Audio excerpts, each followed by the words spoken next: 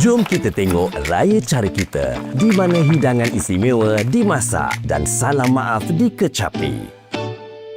Kadangkala semua benda jalan. Tapi ada kalanya kita kena ke plan B.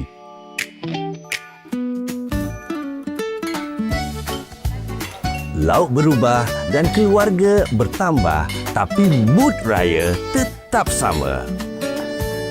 Adik-adik, tengok ni.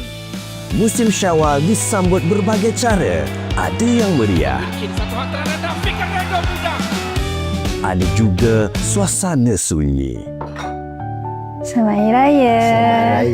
Rezeki dikongsi bersama keluarga tercinta. Sambutan yang sama dengan keadaan berbeza. Di sini, hari bersilih ganti dari subuh ke senja. Bersusah-susah dahulu, bersenang-senang kemudian. Inilah usaha di sebalik tabir. Dalam perjalanan hidup yang berliku, pastinya ada cabaran. Tetapi yang pasti boleh diselesaikan.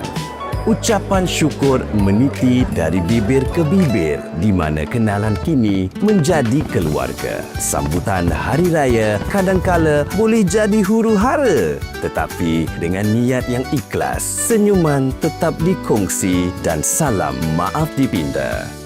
Inilah Raya Cara Kita. Satu hari, pelbagai cara. J Corp mengucapkan Selamat Hari Raya Aidilfitri kepada semua.